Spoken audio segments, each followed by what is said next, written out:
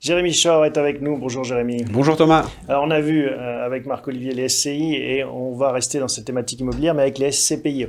Toujours l'occasion de faire de la pédagogie. Peut-être on rappelle d'un mot la SCPI. La SCPI, c'est un fonds d'investissement immobilier qui permet aux épargnants de savoir où ils investissent puisqu'on connaît la stratégie d'investissement au départ de la société de gestion. C'est un fonds qui est diversifié, qui permet d'avoir une tranquillité de gestion puisque ce sont les professionnels de l'immobilier, les sociétés de gestion qui gèrent les locataires, les travaux, les reventes, etc. Et c'est un placement qui est souple et accessible puisqu'on peut investir à partir de quelques milliers d'euros. Alors vous nous dites les commerces sont un marché très porteur, pas porteur, très porteur. Pourquoi? Oui, alors les commerces ont été boudés depuis l'arrivée de la crise sanitaire. Effectivement, il y a eu des confinements successifs, etc. On n'avait plus le droit de sortir, on n'avait plus le droit d'aller dans les magasins. Les magasins étaient fermés, mais on a développé d'autres habitudes, notamment le commerce en ligne, les achats sur Internet. Mais aujourd'hui, on se rend compte que on est nouveau dans une situation pas normal, mais en tout cas on a le droit et les commerces sont ouverts et il y a qu'à se promener sur les grandes artères passantes et commerçantes des grandes villes le samedi, c'est plein de monde. Donc le commerce fonctionne très bien, effectivement c'est un marché qui est très porteur. On peut regarder, j'ai préparé une slide sur les investissements depuis le début de l'année sur le commerce, et on voit que sur les 5-6 dernières années, le commerce représentait 15 à 20% des investissements globaux sur l'immobilier. Donc c'est la ligne bleu ciel. Hein, exactement, et aujourd'hui, sur le premier trimestre 2022, l'investissement pour le commerce représente 25%, donc il y a une vraie croissance sur ce il y a un secteur d'activité. En fait, on revient au haut niveau des années passées. Exactement. Et pourquoi? Parce que peut-être qu'il y a un point d'entrée aujourd'hui dans la mesure où il y a eu un ajustement des prix. Il y a des villes comme Paris, par exemple, où les boutiques ont baissé de 33%. Les loyers, vous voulez dire? Non, le prix d'acquisition, 33% en 18 mois, entre le T4 2019 et le T1 2022. Donc, cet ajustement des prix permet d'avoir un rendement qui, lui, augmente mécaniquement, puisqu'on est à peu près aujourd'hui à 3,50 pour un rendement prime en commerce, pour 3,25 sur de la logistique en prime, pour 2,70 sur le bureau en prime.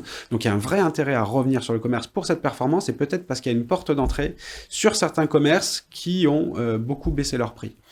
Alors vous avez évoqué cette modification des habitudes liées à la crise sanitaire et cet engouement pour le e-commerce. Où est-ce qu'on en est? Est-ce que le e-commerce reste haut? Est-ce qu'il est redescendu? Est-ce que c'est une concurrence? Le e-commerce explose puisqu'il a fait plus 15% en 2021 avec un chiffre d'affaires de 125 milliards d'euros. Néanmoins, il y a 86% des achats qui se font dans des boutiques en physique.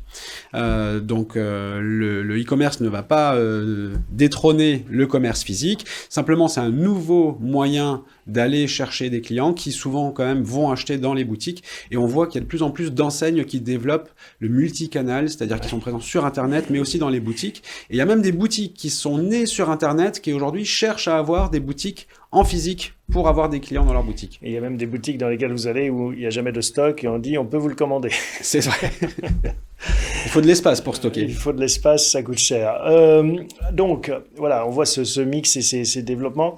En termes du contexte qu'on connaît, hein, on a évoqué ça dans les autres parties, inflation, hausse des taux. Est-ce que là, il y a un impact qui pourrait mordre sur ce business? Oui, bien sûr. Effectivement, l'inflation joue sur les prix. On s'en rend compte aujourd'hui dès qu'on met les pieds dans un magasin ou à la pompe à essence. Les prix ont fortement augmenté. Néanmoins, on est quand même obligé de consommer d'une certaine manière, surtout lorsqu'il s'agit d'alimentaire, de se nourrir. L'alimentaire, c'est la classe d'actifs la plus représentée aujourd'hui dans les investissements en commerce. Ça représente 40% des investissements qui sont réalisés dans le commerce sont faits sur de l'alimentaire. Et quoi qu'il arrive, on est obligé de se nourrir matin, midi et soir. Donc on continue à consommer quand même et à aller dans ces magasins alimentaires. Donc l'alimentaire, c'est le rempart qui cédera en dernier.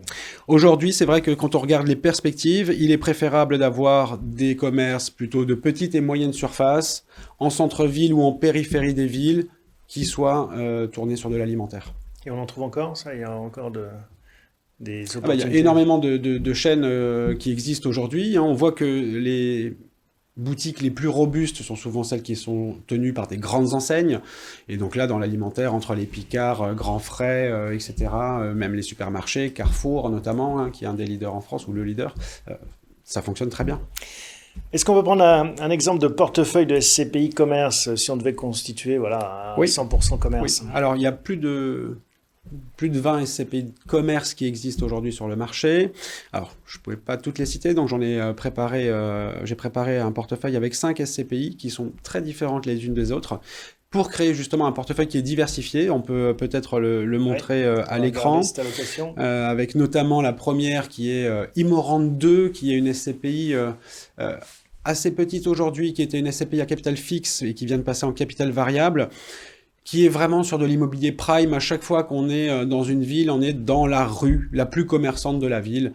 J'ai donné quelques exemples ici. Vous voyez par exemple Paris 6, boulevard Saint-Germain, c'est un Carrefour Express. Il y a des commerces également à Lyon, à Bordeaux, on est rue Sainte-Catherine. Donc à chaque fois, on est vraiment sur des emplacements prime. C'est une SCPI qui n'a pas vocation à distribuer énormément de rendement. On est en dessous de la moyenne du marché, puisqu'on est à 3,60, on est à 3,59 l'année dernière. L'objectif cette année devrait être autour de 3,60, quand la moyenne du marché est à 4,40. Mais c'est une SCPI qui, de par la qualité de ses immeubles, se revalorise très bien et elle a régulièrement des hausses de prix de part. Et avec 25% d'alimentaire, hein, c'est comme ça qu'il faut lire le tableau. Exactement. La deuxième colonne bleue, c'est la partie de commerce alimentaire au sein de la SCPI. Et ensuite, on a Cœur de Ville, donc de Sogénial, où on est sur un rendement bien plus important, puisque là, on est à 5,30. On est dans des plus petites villes, et a priori, ce sont ces villes de province qui vont énormément se développer. Et pareil, on a 38% donc de commerce alimentaire, et on a des supermarchés, on a Picard, on a La Vicenne, donc des enseignes que tout le monde connaît.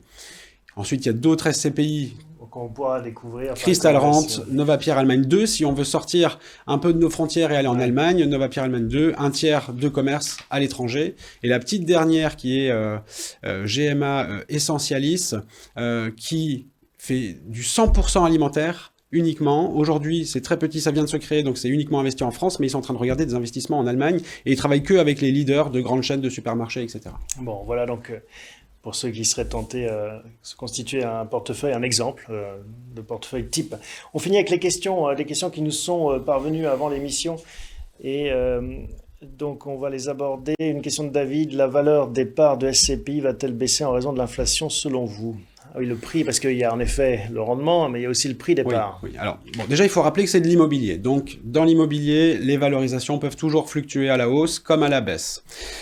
Avec le contexte de l'inflation, la hausse des taux, etc., effectivement, il pourrait y avoir certains décrochages parfois sur des prix. Néanmoins, on est quand même sur une classe d'actifs qui est plus ou moins protégée dans la mesure où il y a des indexations de loyers. J'entendais Marc-Olivier Penin tout à l'heure rappeler l'indice la hausse de l'indice pour le bureau qui était de 5,60 je crois.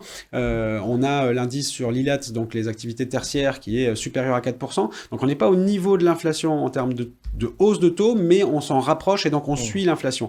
Ce qui permet, quand on a un loyer qui se revalorise, qui augmente, normalement, mécaniquement, ça peut faire augmenter la valeur du bien immobilier. Jean-Pierre nous demande, les investissements à court terme, c'est-à-dire entre 6 mois ou 1 an et 1 an, au taux de 10% proposés récemment, sont-ils assujettis à l'IFI ou non? Alors là, Jean-Pierre parle du crowdfunding immobilier.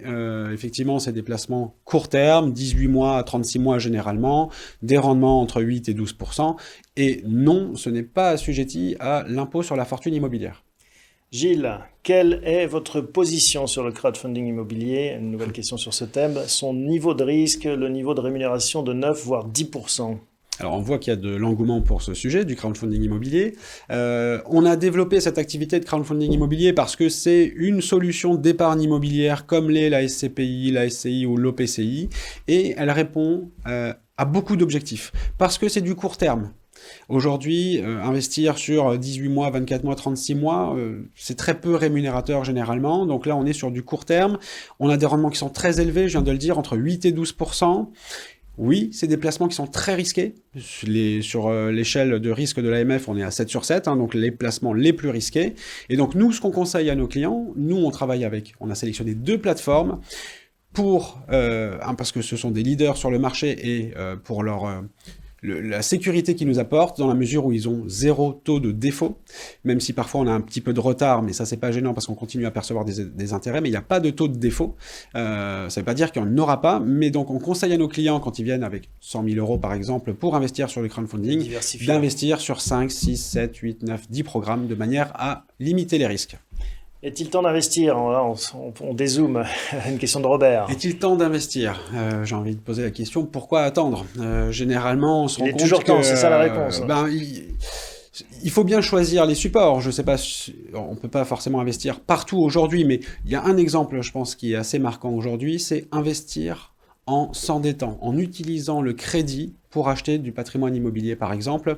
Pourquoi? Parce qu'on a parlé d'inflation, on est sur un chiffre qui va tourner autour de 6% peut-être sur l'année. On peut emprunter aujourd'hui à 2%, à 2,5% ou à 3% et figer ce taux, avoir un taux fixe, pas comme aux États-Unis où ils ont beaucoup travaillé les taux variables. Nous, on travaille sur des taux fixes. Dans 95% des cas, on va figer pendant 20, 25 ans un taux à 2,5, voire 3%.